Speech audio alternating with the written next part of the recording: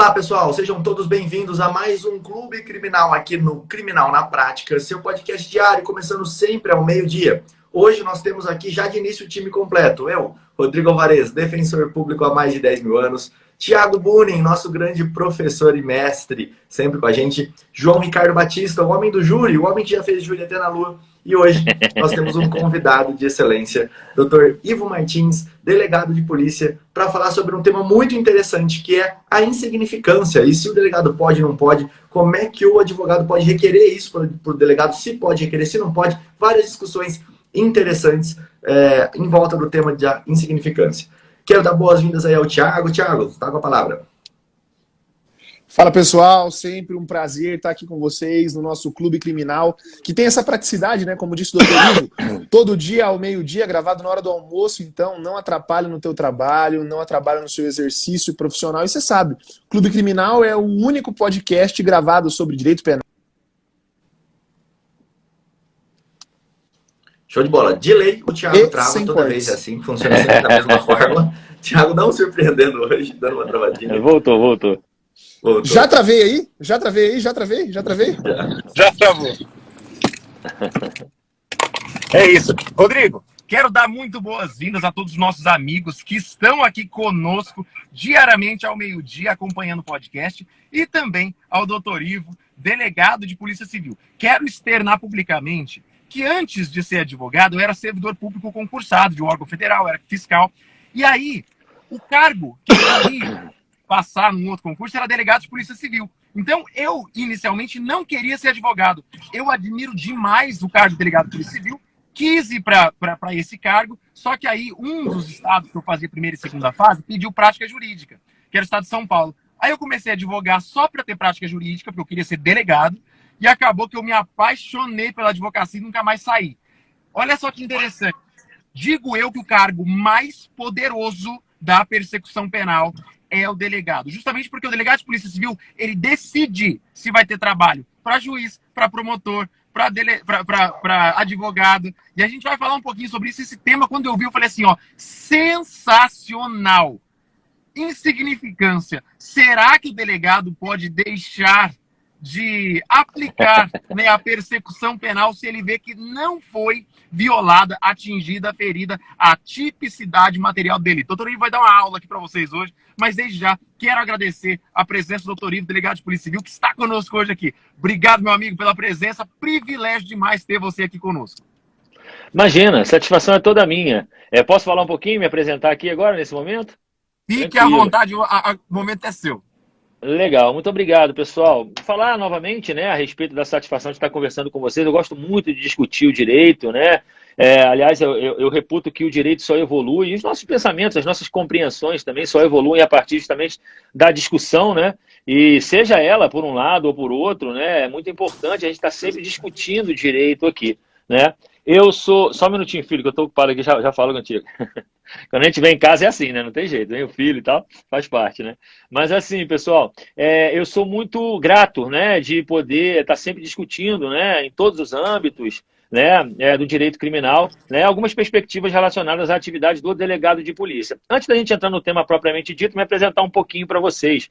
Eu me chamo Ivo Martins, né? Eu sou delegado de Polícia Civil no estado do Amazonas já há 11 anos, né? Sou professor também de Direito Penal, de Legislação Penal Especial e de Direito Processual Penal, na graduação, na pós-graduação, em vários cursos preparatórios, Brasil afora, né? Também temos um projeto, né, que é o Ser Aprovado e, enfim, né, estou sempre militando aí nessa seara do direito. Na Polícia Civil, eu já fui delegado titular da Delegacia de Homicídios e Sequestros por 2 anos, já fui também delegado responsável pela diretoria do Departamento de Inteligência da Secretaria de Estado de Segurança Pública do Estado do Amazonas e consegui o mérito, não sozinho, por óbvio, né, mas de ser o delegado-geral adjunto da Polícia Civil do Estado do Amazonas por 2 ocasiões, em 2017 e em 2018, né, onde eu consegui angariar uma experiência tanto relacionada à prática, quando estive à frente das delegacias, bem como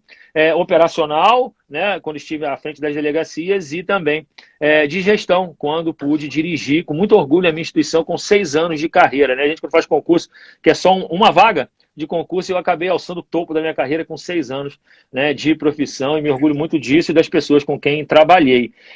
Hoje eu estou delegado de polícia do 5º Distrito Integrado de Polícia, que fica num bairro próximo aqui, na capital do estado do Amazonas, onde atuo muito e principalmente com essas atividades relacionadas à insignificância, a delito bagatelar, e é muito importante a questão da delegacia, porque muito do que acomete, né, os balcões das permanências, nem direito penal efetivamente, né? Nós temos muitas demandas sociais que são levadas à delegacia, né, e que, a depender, né, do deslinde, pode virar aí sim uma ocorrência criminal, né? Então, realmente, o trabalho na delegacia de polícia é um trabalho muito interessante, porque você acaba militando em todas as áreas, né? E menos até na criminal, a não ser que você precise inaugurar o procedimento, né? O procedimento persecutório, porque fora isso, você trabalha com muita demanda social. Você é psicólogo, é padre, né? Tem tudo isso na delegacia. E delegacia de distrito muito mais, né? Essas questões insignificantes nos assolam sobremaneira. E quando me perguntaram a respeito do tema, eu coloquei logo esse, porque lido com isso diuturnamente. Eu agora me recordei quando eu comecei aqui na Defensoria, trabalhei numa cidadezinha chamada Brasilândia, uma cidade pequena aqui do Mato Grosso do Sul, e é justamente isso, né? O delegado ali, porque a cidade fica muito tempo sem juiz, sem ninguém, ele acaba sendo o juiz, o defensor, o acusado, ele acaba sendo, tipo, quem a sociedade procura para solucionar ali os conflitos, né? Achei bem interessante isso. Porque... Sem falar nas histórias, né, que a gente consegue angariar na delegacia, que dá para escrever um livro, né? O Diário do Delegado de Polícia, porque são muitas histórias. A gente pode até reportar algumas para vocês aqui, porque chegam a ser divertidas, né? Muito interessante e são inerentes à atividade policial, por isso que a atividade acaba sendo tão interessante, né? Justamente por causa dessa dinamicidade aí, né? Todo dia é um trabalho diferente, né? Todo dia é um trabalho diferente. Sim, com certeza. Bom, sobre esse tema da insignificância, começar a entrar aqui nele, a primeira pergunta acho que a gente precisa responder é: o delegado pode ou não pode? Porque daí a partir dessa a gente fala várias outras, né? O delegado pode ou não pode definir se algo é ou não insignificante para a lei penal ali? Isso tá valendo? Não vale? Como que funciona? Vale muito, vale muito. Eu vou falar como teórico um pouco, e na prática tem um pouco de diferença, né? A teoria hoje em dia, né, o avanço do direito hoje em dia, e principalmente das próprias infrações bagatelares, né, fazem com que o delegado de polícia tenha que ter um olhar diferenciado para esse tipo de ocorrência. Sob pena de assodar o judiciário, que já é tão assoberbado com tantas outras ocorrências que lá são acometidas, né? Então, sob o ponto de vista teórico, né, é perfeitamente possível, o STJ já admitiu, o STF já admitiu, a doutrina também é bem uníssona nesse sentido, né, de que é possível a configuração, né, o atesto, né, da insignificância pelo delegado de polícia, até porque não tem muita diferença. Se o juiz pode reconhecer a tipicidade material de um fato, por que o delegado não pode reconhecer se eu estou falando do mesmo fato, exatamente? Né? Então acaba sendo... Eu acho bem curioso isso, doutor Ivo, porque o delegado, assim como o juiz, é bacharel em Direito, fez 5 anos, cursou Direito, fez um concurso público, ostenta um cargo público, né? Seria até um menosprezo à autoridade policial dizer, poxa, o delegado não pode reconhecer a insignificância de um fato. Acho que esse é um ponto nevrálgico assim, na argumentação de que ele pode sim reconhecer a tipicidade. Sem dúvida nenhuma. Isso possibilita, né, que o judiciário cuide apenas de demandas que efetivamente digam respeito à lesão relevante e intolerável a bens jurídicos, né, não devendo o judiciário se ocupar com demandas bagatelares, né, que a gente mata na origem, né, a gente mata na delegacia. E aí é bem verdade, as delegacias estão sujeitas a esse tipo de situação, porque a delegacia é a primeira porta, né, de entrada do cidadão em face de uma lesão ou de uma lesão ou de um perigo de lesão a um bem jurídico, né? Então cabe ao delegado avaliar. Eu, assim, na teoria eu sou muito tranquilo, né? Estou, como não poderia deixar de ser, adepto. Tenho colegas que não admitem, eu tenho colegas que submetem, por exemplo, essa questão do princípio da insignificância não ao delegado de polícia, mas ao titular da ação penal, ao Ministério Público. Ele faz o procedimento, ele deixa, por exemplo, de fazer o procedimento flagrancial, né, colhe todos os elementos de informação e tal, submete, né, submete ao juiz, para que o juiz, então, abra vista para o Ministério Público, e aí sim, o titular da ação penal é que verifique essa questão da insignificância. Eu não, eu já mato no nascedouro, eu já mato no nascedouro. Apesar de não haver uma legislação, né, definitiva a respeito dessa situação de infração bagatelar, eu acho até que já está na hora de haver, né, porque acaba gerando entendimento dúbio, poroso, né, a respeito do delegado. O delegado, de repente, eu aplico, o delegado da minha circunscrição vizinha não aplica. Né? E aí é ruim, eu acho que está na hora, né? Falta tá na segurança hora. jurídica, né? Não tem Falta nenhuma, segurança jurídica. Não tem nenhuma. Aí fica ao alvedrio do Ministério Público, ao alvedrio do juiz, que podem discordar do delegado, quer dizer, aí acaba virando uma salada, né? E, efetivamente, a prática permite que o próprio delegado aplique. Agora, quando eu falo aplicar o princípio da insignificância, não é simplesmente, não vou fazer procedimento, não. É instaurado lá um procedimento em sede de verificação de procedência de informação, que é um requisito. Aí sim, o único estatuído pelo artigo 5º, parágrafo 3º do Código de Processo Penal, que autoriza o delegado de polícia a atuar em sede de verificação de procedência de informação. Né? E aí ele colhe os depoimentos que têm que ser colhidos, né? Define as premissas que precisam ser definidas e, no final, faz o seu juízo, até alicerçado pela Lei 12.830. Né? Faz o seu juízo fundamentando o porquê, né, da infração bagatelar. E aí mata no nascedor e evita. Né? Evita que isso chegue ao judiciário e assoberbe, já tão assoberbado, Poder Judiciário e o Ministério Público. Pois não. Olha, isso que você está me falando faz muito sentido. E sobretudo pelo que você começou dizendo, falando que muitas vezes o delegado acaba gerenciando contendas sociais que não fazem parte do direito penal. Quem estudou um pouquinho de teoria sabe do princípio da intervenção mínima, que dentro dele tem dois princípios, que é subsidiariedade e fragmentariedade. E fica muito claro para nós que o direito penal ele tem como porta de entrada a delegacia e a autoridade policial. É o delegado com a autoridade policial que vai ver se o Estado precisa se preocupar com aquela ofensa. Agora, quando a gente fala de ofensa a bens jurídicos, o princípio da fragmentariedade, né, da subsidiariedade, da intervenção mínima, diz que o direito penal ele deve se preocupar com as ofensas mais intoleráveis aos bens jurídicos mais importantes. Agora, se a autoridade policial, que é uma autoridade judiciária, que é um operador do direito, que precisa desses requisitos para exercer o cargo, que é uma pessoa extremamente competente que sabe mais do que ninguém gerenciar um drama real ali na delegacia. Se ele não for apto para verificar, peraí, essa ofensa não é intolerável. Esse bem jurídico não é dos mais importantes. Isso não deve ser tratado pelo direito penal. Aí, ou seja, a gente acaba tirando o poder e um dever de uma autoridade judiciária que foi feita exatamente para isso. Para isso, perfeito. Esse filtro inicial, né? Esse o quê? Perdão, doutor? Tossi na hora aqui. O que você falou no final? Essa autoridade judiciária foi feita exatamente para isso, para exercer como um filtro inicial da persecução penal. Muitas pessoas acham que a persecução penal começa com o Ministério Público, com o seu jus cognoscendi, né? Ele que deve conhecer da titularidade da ação e do delito, mas não, o delegado inicialmente é a pessoa que vai filtrar lá no mundo real para saber o que vem pro juízo criminal e o que não vem, né? Perfeito, perfeito, é exatamente isso. Eu acho que o grande problema dessa situação é a falta de regulamentação. É a falta de regulamentação. Apesar do artigo 5º, parágrafo 3º do Código de Processo autorizar o delegado a atuar em sede de verificação de procedimento de informação, apesar da 12.830 conceder, né, ao delegado de polícia a possibilidade de formar lá o seu juízo fundamentado, eu acho que ainda carece, né, de uma legislação pertinente específica para sepultar, né, de vez essa possibilidade de o delegado pode ou não. A gente vê hoje em dia, né, até hoje em dia, as pessoas falando que o delegado é o senhor da tipicidade formal, né? Houve o ajuste do fato à norma, o delegado tem que fazer o procedimento. Gente, não dá. A gente é acometido em delegacia de furto de calcinha no varal, furto de engradado de cerveja, furto de capacete.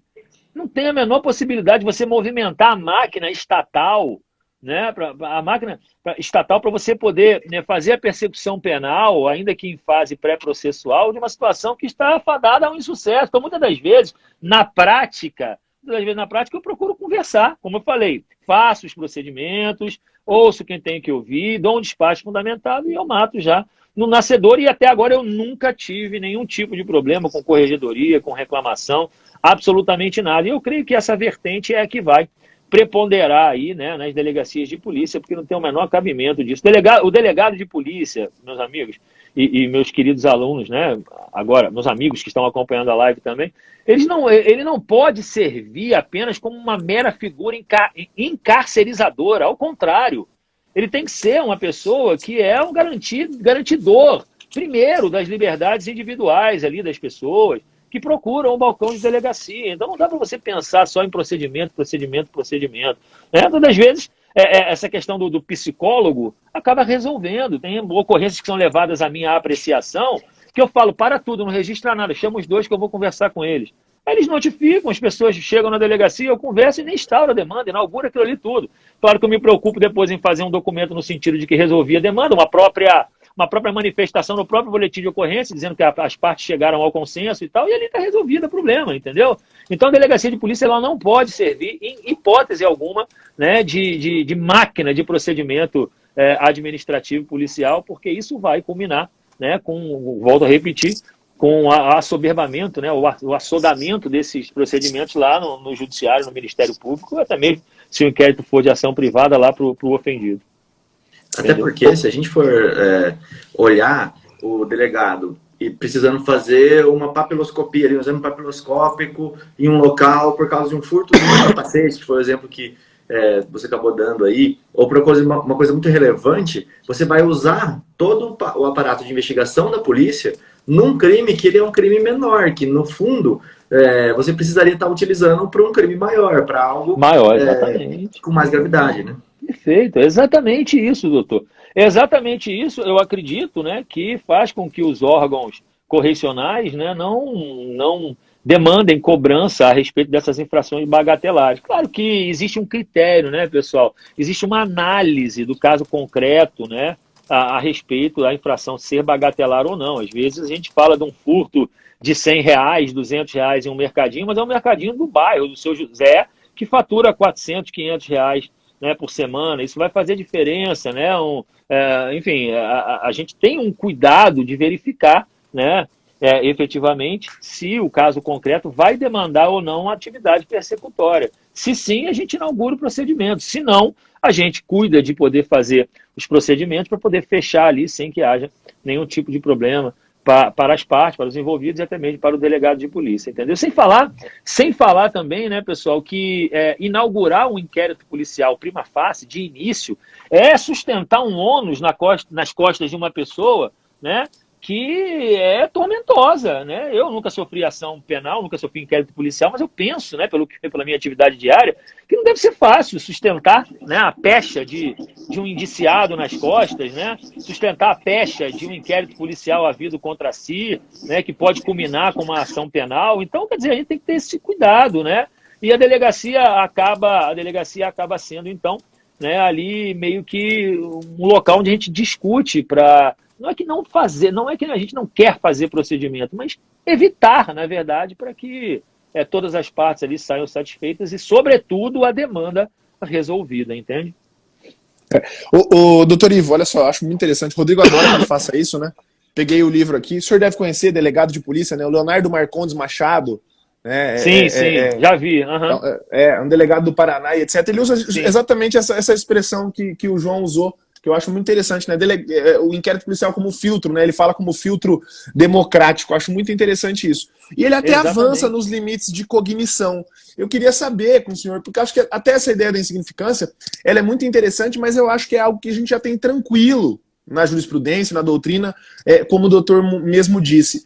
E avançando um pouco nos limites de cognição, porque o senhor, de certa forma, já até deixou uma brecha mostrando que talvez seja essa a tua posição mesmo, que às vezes tem alguns fatos que às vezes a tipicidade não decorre nem da insignificância, decorre de alguma outra causa, né? Chegam ali com alguma confusão familiar. A atipicidade decorre até de uma outra. A atipicidade, a ausência de... Né? Legal. Mas até que outros limites de cognição o senhor acha que o delegado poderia ir? Outros excludentes, como de culpabilidade, por exemplo? O que o senhor pensa sobre isso?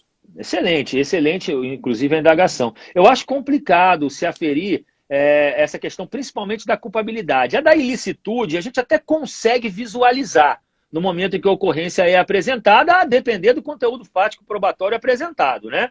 Porque pode acontecer, né? O cara chegar na delegacia, doutor, matei um cara ali que ficava me enchendo o saco e tal, né? A gente pode imaginar uma legítima defesa, mas cadê? É legítima defesa? Então não dá para você fazer um juízo ali um juízo muito firme a respeito da excludente de ilicitude. Já aconteceram vários casos, né, em que eu inaugurei procedimento inquisitorial e deixei muito claro, inclusive na própria comunicação do procedimento flagrancial, sugestionando ao juiz e eventualmente ao Ministério Público que se tratava de uma ocorrência relacionada à excludente de ilicitude, né?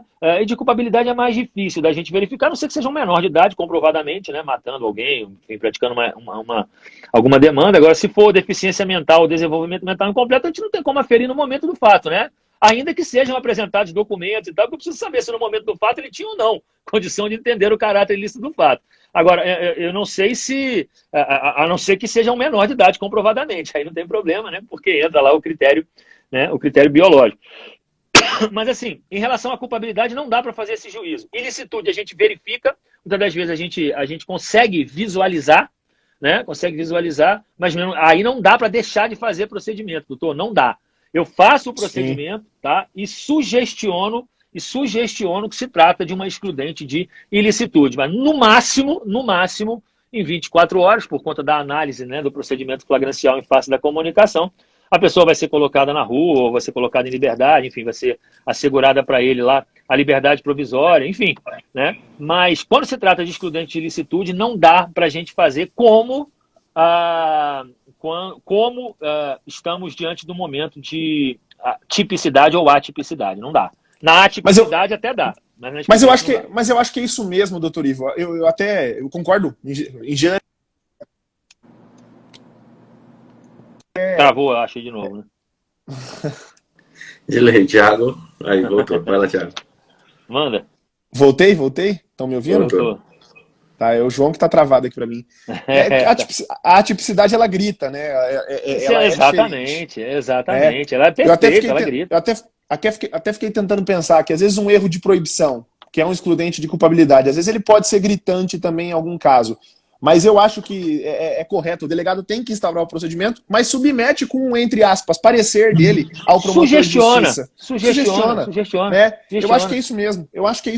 É isso mesmo. Eu tava tentando lembrar, Rodrigo, e aí por isso que eu fui olhar, o CPP do Chile e o CPP do México tem essa previsão. Tudo bem que lá é a fiscalia, né? É o Ministério Público que investiga, que ocupa esse papel também de investigador, mas ele sugestiona para o promotor, que é o responsável pela acusação, e para o juiz de garantias, qualquer questão ligada a excludente, né, de culpabilidade, de tipicidade, e até, inclusive, a falta de justa causa, viu, doutor Ivo? Algum caso que não tem subsídio, olha, a investigação aqui nós vamos ficar rodando em voltas, não tem indícios, não tem elemento, não me parece. Acho que essa é uma evolução do direito criminal necessária para acabar com esse inchaço do Poder Judiciário, né?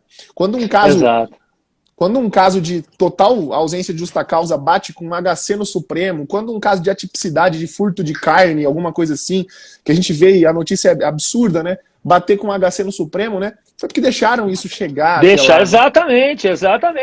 É isso que se pretende evitar, né? Fazer com que o Supremo, né, tenha que avaliar situações como essa. Não tem o menor sentido, o melhor fundamento, com tanto de autoridade por meio das quais passa esse procedimento. Já era para ter morrido no nascedouro. Né? Eu de várias formas, eu discuto esse tema com juízes também, com defensores, com promotores, e todos eles são nesse sentido, de que é perfeitamente possível, que o delegado tem mesmo que fazer o despacho, né? Tem que reconhecer a insignificância para evitar que isso chegue lá em cima. Né? Como só acontece, e a gente vê, Globo.com, esses sites noticiando, né? Furto de galinha que chega no Supremo, furto de engradado de cerveja, não tem condição, não dá, realmente não dá. Né? Doutor Ivo, eu quero fazer uma pergunta. Quer fazer primeiro, João? Pode ir lá. Tem dois pontos que eu não quero perder esse gancho aqui, que eu acho interessante para a gente pontuar nessa nossa discussão. Tem um julgado que eu até coloquei aqui nos comentários, quero que o pessoal anote para quem está no Spotify ouvirem, né? O pessoal ouvir, é HC 84548 de São Paulo. HC 84548 de São Paulo. Nesse HC, o ministro Celso de Mello ele fala algo muito interessante. Ele fala que a autoridade policial, o delegado, ele é o primeiro garantidor da legalidade da justiça. Ele é o primeiro tutor das legalidades fundamentais, né? Das garantias fundamentais. Então, para além disso, nesse julgado, ele cita uma lei 12.830 de 2013, que é a lei que regula Lei do delegado, a investigação do delegado de Sim. Polícia Civil. É. E aí eu quero pontuar 2 artigos, eu vou ler aqui para a galera ver o que uma lei dispõe sobre isso. Artigo 2º, ele fala: as funções do delegado de polícia, as funções da Polícia Judiciária são a apuração de infrações penais exercidas pelo delegado de Polícia Civil, a apuração das infrações penais exercidas pelo delegado de Polícia Civil são de natureza jurídica e essenciais e exclusivas do Estado. Olha só, o delegado exerce uma função, né, uma função de apuração de infração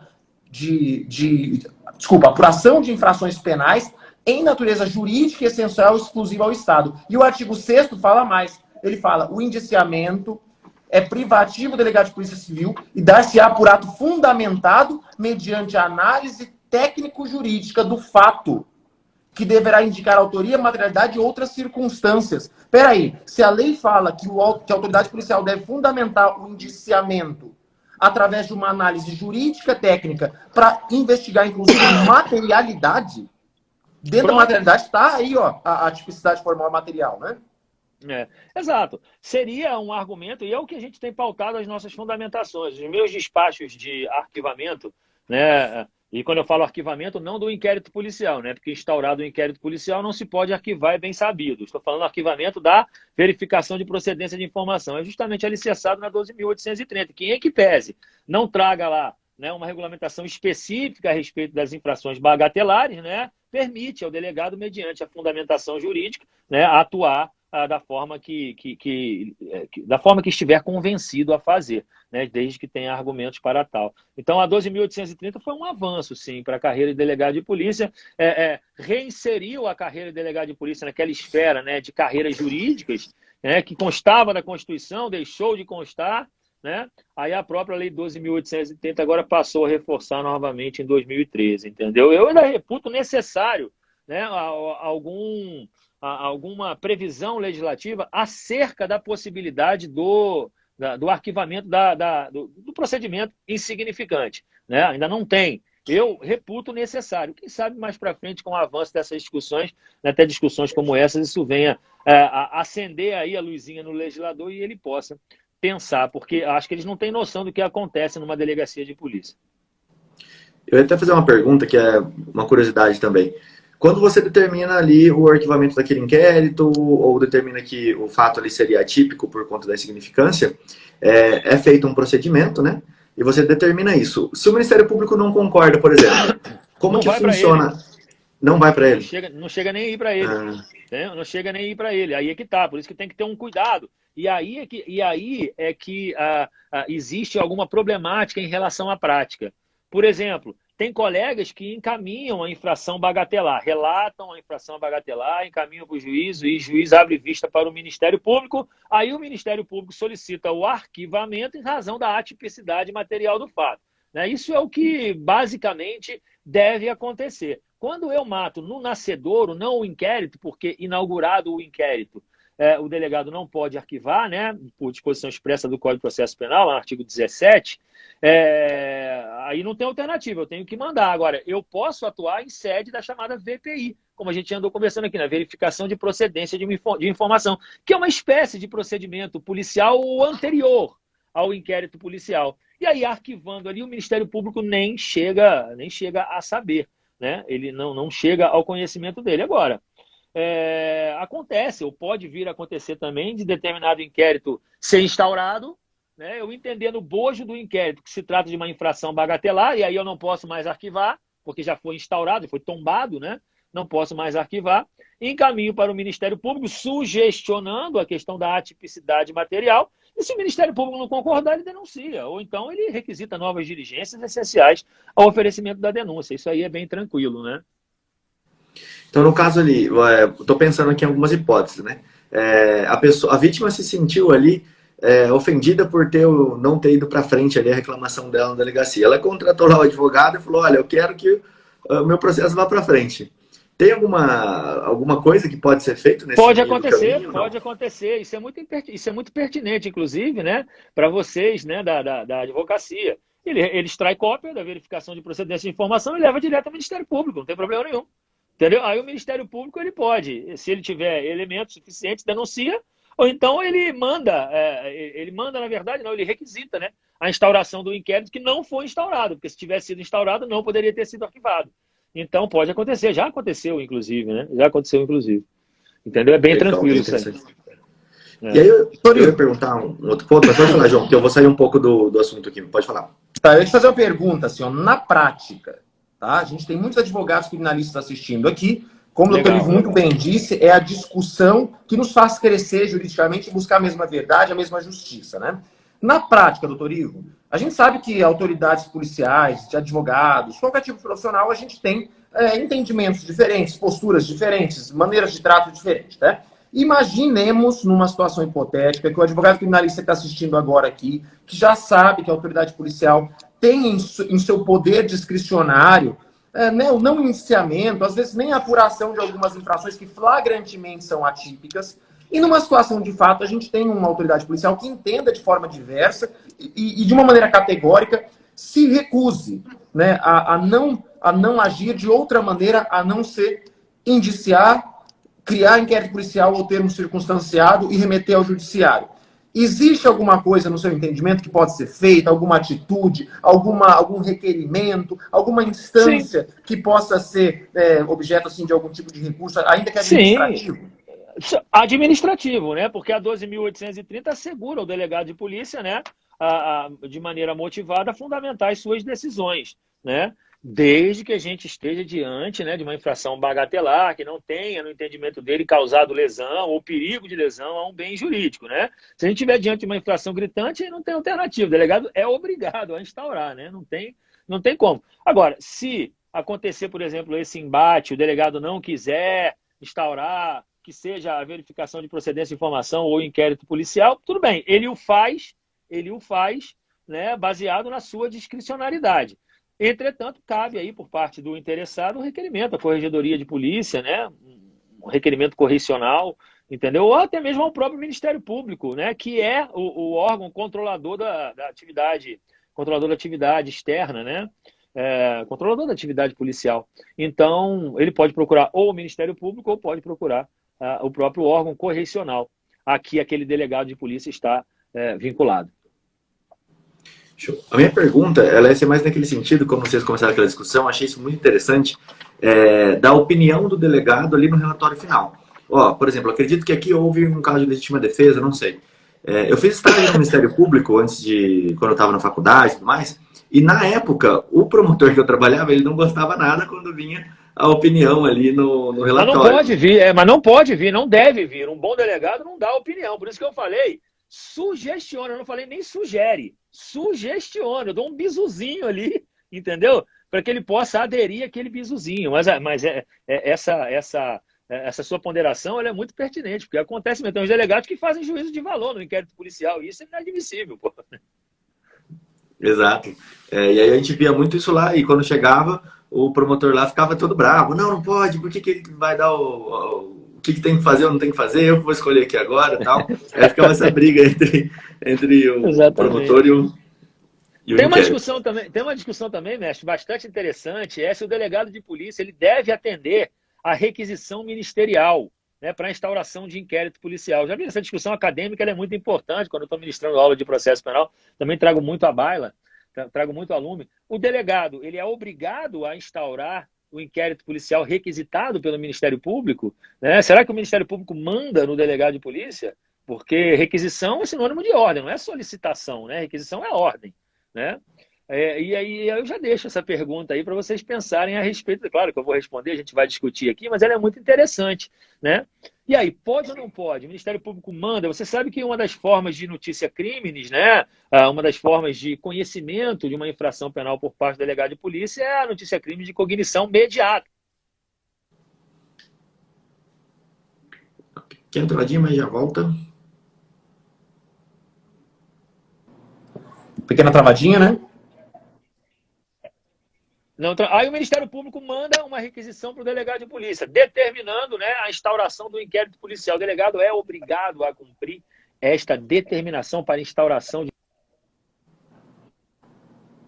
Não manda no delegado. Ele até pensa que manda, mas não manda, né? Hierarquicamente não tem hierarquia funcional entre advogado, juiz, promotor, e nem do promotor em relação ao delegado, né? E nem do juiz em relação ao delegado, inclusive no que tange às atividades de polícia judiciária. É claro que a Polícia Civil ela serve para cumprir as ordens as ordens do Poder Judiciário, né? Mas é uma atividade de polícia judiciária, né? Mas não existe hierarquia funcional, existe uma relação colaborativa.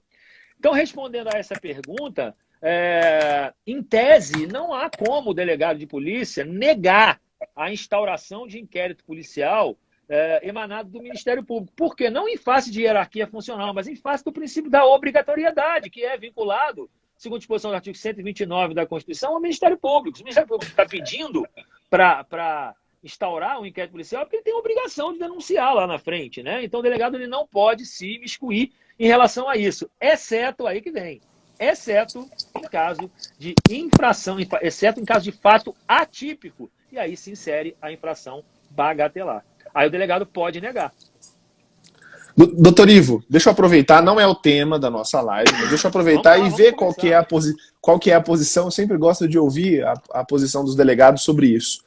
Hoje já é um tema pacífico, praticamente indiscutível, mas eu ainda tenho, eu alterno momentos sobre o que eu penso sobre isso. A investigação feita diretamente pelo Ministério Público no nosso formato de carreiras e nas competências constitucionais delegadas a cada órgão. O que o senhor pensa sobre isso? Cara, eu sinceramente eu vou falar como cidadão, professor. Como cidadão eu acho muito bom, sabe? Eu acho muito bom ter um outro órgão ajudando na investigação. Para que essa vaidade de achar que só, a Secretaria de Fazenda também não investiga? Né? A Secretaria de Fazenda investiga, a Secretaria na Receita não investiga. Né? Deixa eu ir direto no rim aqui. E isso vale também para a investigação defensiva dos advogados? Pois é, não vale. Para mim vale, porra. Para mim vale, por que não? Claro que vale. É isso aí. Muito legal. Entendeu? Eu acho que vale resguardar. Eu não sei, eu apesar de ter uma idade mais avançada, né? Vocês são muito jovens aí, né? Eu tenho uma idade um pouco mais avançada, eu sou bem liberal em relação a isso. Para que, gente, ficar de vaidade? Não, o Ministério Público não pode investigar? Claro que pode. Porra, se a Receita investiga, a Secretaria de Fazenda investiga, até o órgão de fiscalização edilícia, todo mundo, né? A polícia de... Aqui a gente tem um INPLURB, né, que é um Instituto de Política Urbana. Todo mundo investiga. Por que né, o Ministério Público não pode investigar? Agora, cada um no seu quadrado, eu penso. Cada um com as suas atribuições bem definidas, né?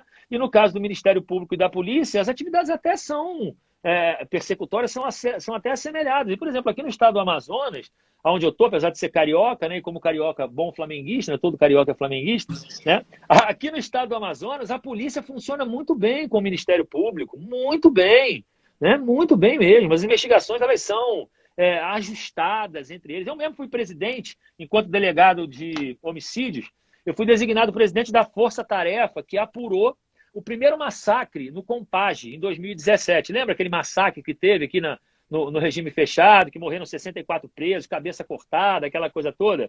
Eu fui o presidente daquele inquérito, né? Fui o presidente daquele inquérito na condição de presidente da Força Tarefa. Nós indiciamos 254 pessoas, o maior inquérito policial feito no Brasil, maior até do Carandiru, só que isso não encontra muita visibilidade, porque a gente está aqui no norte, né? Ainda tem aquele preconceito em relação a gente aqui no norte. Isso não foi divulgado, mas, cara, tudo feito com o Ministério Público. O Ministério Público denunciou os 257, pediu a prisão preventiva, a manutenção da prisão preventiva, 254, manutenção da prisão preventiva dos 254. Foi uma bela de uma investigação, tudo feito para a passo. Eles investigavam a gente também. Por que não, pessoal? Por que não? Claro que dentro do seu quadrado. Existem algumas vertentes dentro da polícia e do Ministério Público que querem ceifar, querem fulminar de morte, né, essas atribuições de cada órgão. Eu, particularmente, como cidadão, não vejo problema, desde que cada um esteja no seu quadrado. Vamos aproveitar os momentos de dúvidas aqui, porque é um debate e é uma bandeira assim, que eu levanto sempre, que eu acho bem interessante, que é a postura do advogado também atuar pela vítima. Eu acho que falta muito e seria bem complementar, né? Porque às vezes o advogado é quem tem um contato mais próximo ali com a família, ele consegue fornecer elementos para que a delegacia possa trabalhar melhor. Vou dar um exemplo. Um crime de estelionato em que a família perdeu um valor grande e ela quer contratar um advogado para atuar, para auxiliar a delegacia de polícia. Não é para atuar no local, no lugar do advogado, mas no lugar do delegado, mas para fornecer elementos. Olha, eu consegui coletar isso, aquilo. Esse assistente de acusação dentro do inquérito, como é que o doutor vê isso? Ele chega a atrapalhar a polícia? O senhor não aceitaria? Acha que é legal, que dá para ele peticionar dentro do inquérito, não pedindo nada, mas levando informações? Não, ele até tem direito de peticionar segundo a disposição do artigo 14 do Código de Processo Penal, não tem problema nenhum. Não existe a figura do assistente, né, propriamente dito, como existe na fase processual, né, mas é muito comum, doutor Rodrigo, de acontecer isso. Isso é muito comum. E quando ela é pertinente, quando ela traz elementos corroborativos com a investigação, melhor ainda, show de bola. Isso eu dei um exemplo muito bacana, estelionato. Às vezes a coisa está longe da delegacia ainda e a família consegue alguns elementos e tal, leva para a polícia. Pô, isso é sensacional. Isso possibilita, né, uma melhor investigação. Eu acho extremamente pertinente, não vejo problema. Recebo vários requerimentos, né, de interessados, de ofendidos, de advogados querendo produzir elementos de informação, e não costumo negar, não, a não ser que seja muito gritante, né? Eu não costumo negar. Eu acho o inquérito policial um grande caderno onde a gente junta lá vários elementos para, no final, triar aquilo que é interessante para a investigação. O que não for interessante, eu não junto, né? Eu não junto, deixo lá na minha cópia, entendeu? E o que for interessante, eu levo para frente. Mas é perfeitamente factível essa possibilidade que o senhor falou aí. Legal, show de bola, porque até é um nicho de atuação muito boa para os advogados criminalistas que eu vejo, porque muitas famílias precisam disso, né? Como eu atuo muito na violência doméstica, e eu falo isso muito, né? Como tem muita violência doméstica, aqui em Campo Grande, pelo menos 50% do que acontece na cidade é violência doméstica, nas áreas criminais. Número de estatística mesmo. Então, não tem como a polícia investigar todos os crimes de violência doméstica da mesma forma, porque é uma delegacia. Perfeito. Doutor, a atuação dos advogados em delegacia, ela é muito interessante. Eu, por exemplo, quando estou diante de um caso grave, por exemplo, né, quando é um caso muito emblemático, um caso de alta repercussão, ou um caso com os quais eu já trabalhei, e aí e os alunos estiverem interessados, é só jogar meu nome aí no Google que vocês vão ver os casos que eu já trabalhei aqui no estado do Amazonas enquanto delegado de homicídio. A primeira pergunta que eu faço para um indiciado ou para uma pessoa é: quem é o seu advogado? Cadê o seu advogado? Ah, o fulano então não tem, não, então chama ele, não vou te ouvir não, chama o advogado lá. Por quê? Porque a presença do advogado lá, ela dá uma robustez ao depoimento, que eu prefiro muito mais atuar com a presença de um advogado do que sem um advogado. É claro que no momento da prisão eu preciso entrevistar o camarada sem o advogado, e a gente faz isso no momento que a gente prende. E aí, foi você, não foi? Dá a fita aí, como é que foi, o que aconteceu?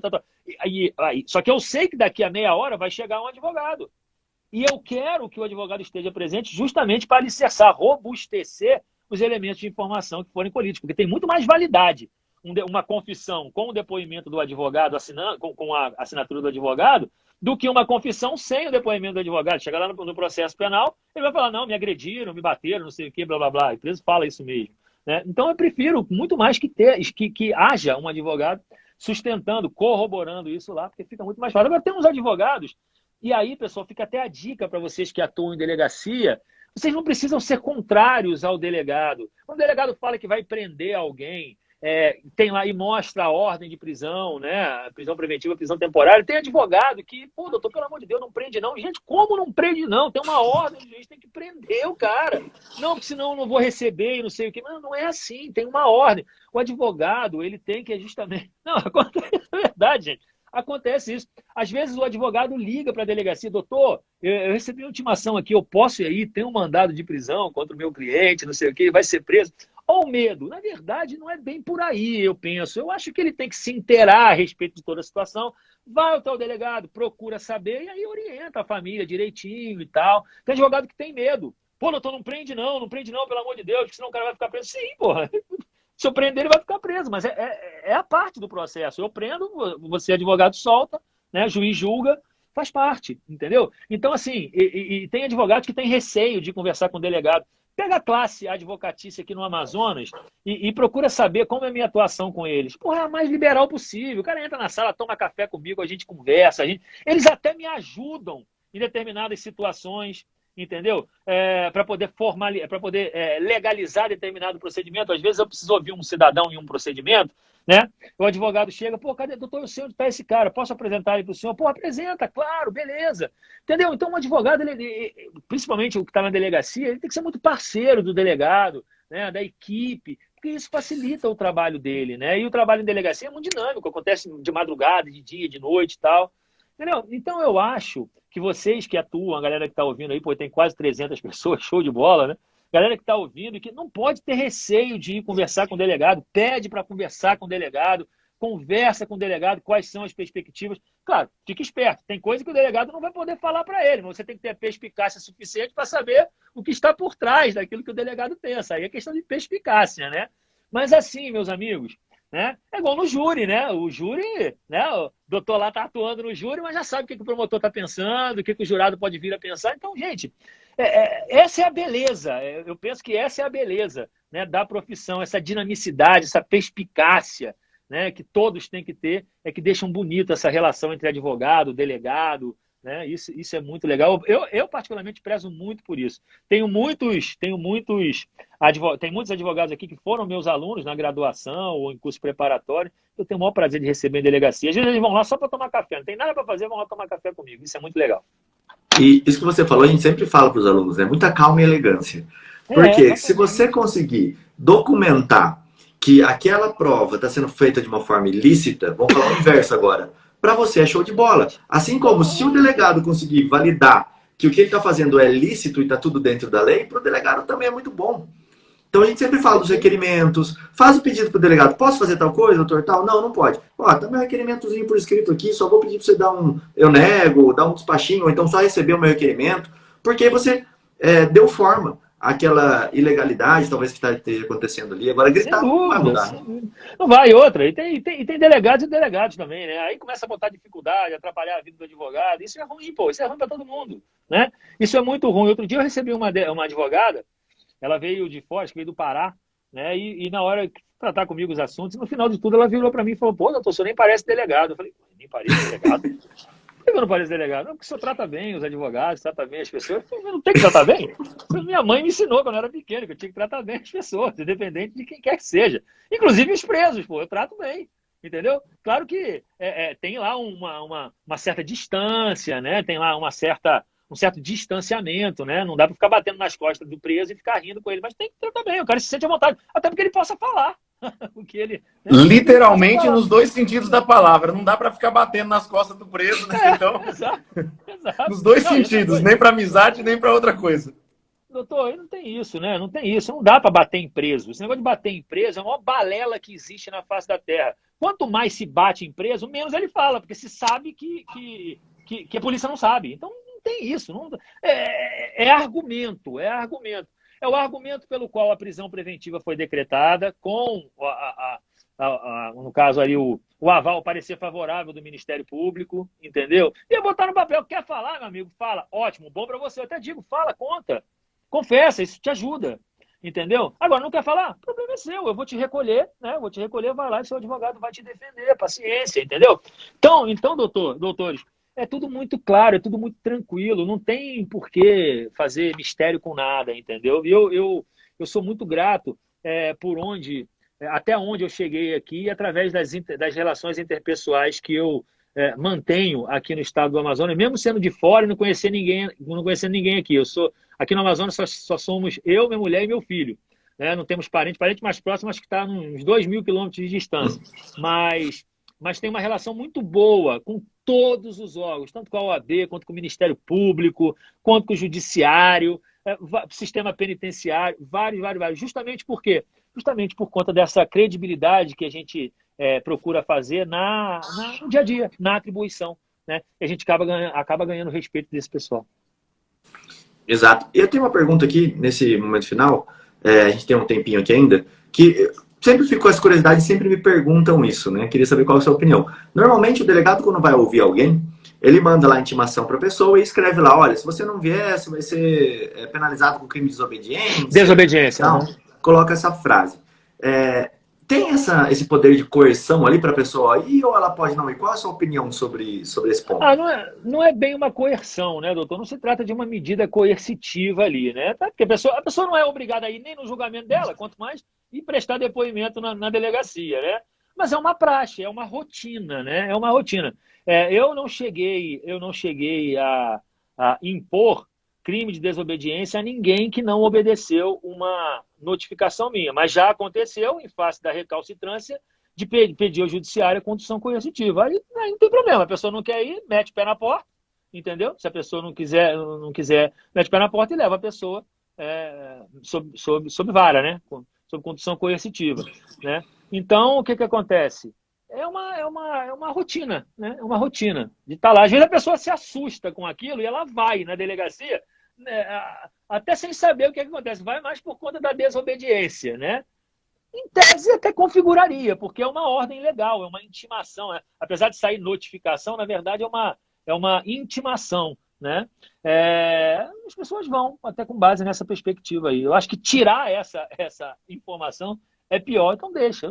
O negócio é não impor injustamente a alguém essa desobediência. Eu falo que eu fiz isso uma vez aqui, até uma história interessante, engraçada. Aqui na defensoria eu precisava de um documento e a secretaria tal não queria fornecer, eu coloquei sob pena de crime e tal, eu coloquei um monte de coisa assim. Me ligou o defensor público geral aqui da época, falou: Rodrigo, o que você fez? Que o pessoal tá ligando tudo aqui no meu gabinete, falando que você quer prender todo mundo. Eu falei: não dá só para me enviar o documento. Exatamente. Aí você dá aquele sustinho, né? O negócio tá... Mas às vezes acontece, isso é muito ruim em delegacia, cara, porque às vezes você manda a notificação 1, 2, 3 e a pessoa não vai na delegacia. Várias vezes eu já tive que sair do meu gabinete para ir lá. Cara, tô precisando falar contigo, vamos lá na delegacia, só para a gente poder dar uma conversada aqui rapidinho e tal. Né? As pessoas não vão, gente, não tem problema nenhum, é só... aquela coisa, quem não deve não teme, né? Quem não deve não teme. Agora, é normal, é natural esse tipo de situação. Show. Bom, acho que minhas dúvidas aqui sobre esse tema, o que eu queria perguntar, eu já perguntei, encerrei todos os meus questionamentos, vamos dizer assim. Aqui em cima tem uma setinha, pessoal, clica e segue o Dr. Ivo ali nas redes sociais. Se vocês não seguirem, a gente também siga ali. Vou até colocar o Instagram dele aqui, ó. E para quem está acompanhando no Spotify, o Instagram é Delta Ivo Martins, tá? Delta Ivo Martins, para vocês poderem seguir ali nas mídias sociais, ou para quem está aqui ao vivo com a gente, é só clicar. Deixa eu achar aqui minha mãozinha, que eu perdi ela aqui, cadê minha plaquinha aqui? Só clicar nesse botãozinho. Legal. Aí você consegue seguir ele ali junto com a gente. Doutor, muito obrigado pela presença aqui. Eu vou deixar você aí com esses 2 minutos finais de fala. Foi muito legal poder bater esse papo. A gente com certeza quer chamar o doutor aqui de novo para poder discutir sobre algumas coisas que até a gente prega aqui para o pessoal fazer em delegacia, que às vezes é legal ouvir um delegado, né? Olha, a gente fala para fazer dessa forma. Você acha que isso é bacana na delegacia? Qual que seria a melhor forma de abordar? Porque se todo mundo tiver conversado ali, se todo mundo estiver entendendo como é que funciona, acho que fica melhor para todo mundo, né? Com certeza, com certeza. Olha, eu quero dizer que eu estou inteira à disposição de vocês. A gente pode combinar aí um podcast a respeito de rotinas, né? Rotinas na delegacia, enfim. A galera pode, de repente, abrir aí uma caixinha de pergunta e suscitar também alguns temas, né? Que eles tenham interesse para a gente poder falar. E pessoal tem muita curiosidade sobre a reprodução simulada e etc. Eu mesmo só fiz uma vez, isso é muito interessante. Acho bastante interessante. Exumação também é bastante interessante, né? Tem gente que pensa que a autoridade policial precisa de suscitar autorização judicial para fazer exumação. Não precisa, só quando há divergência, né? Enfim, vamos até colocar nome. Vamos combinar, Rodrigo, uma live sobre diligências excepcionais em investigação criminal. Olha aí, diligências excepcionais. A gente fala de tudo isso. Legal. A gente pode contar também os casos de delegacia, isso tudo também é bastante interessante. Aí aguça, né? Aguça aí a curiosidade do pessoal, isso é muito interessante. E eu quero agradecer imensamente, né, a todos vocês aí pelo convite. Muito obrigado. Contem sempre comigo, tá, pessoal? Para discutir, para poder fomentar a discussão. Eu gosto muito, né? Eu gosto muito de discutir, perceberam aí, né, que eu falo um bocado, né? Eu gosto bastante de falar. E nada melhor do que falar a respeito da nossa atividade, a respeito do direito. Fiquei muito feliz, muito lisonjeado. Já estou aguardando o próximo aí. Estejam à vontade para me convidar. Convidem. Não, com certeza. Essa ideia do Thiago foi muito boa, né? Essas diligências que são diferenciadas, até onde pode ir, o que não pode, o que pode pedir. O pessoal tem muita dúvida. E às vezes o embate acontece por isso, né? Os dois lados eles têm dúvidas. A questão do local do crime também ela é muito rica, é muito importante de se falar, né? A questão do local do crime, crime de homicídio, por exemplo, a importância do isolamento para a colheita das provas, dos elementos de informação, os exames, né? Exame interno, exame externo, enfim, tudo isso. Enfim, tem vários temas aí que a gente pode conversar. Show de bola. Doutor, brigadão pela presença mais uma vez. João, Thiago, valeu aí por estar sempre junto todos os dias aqui.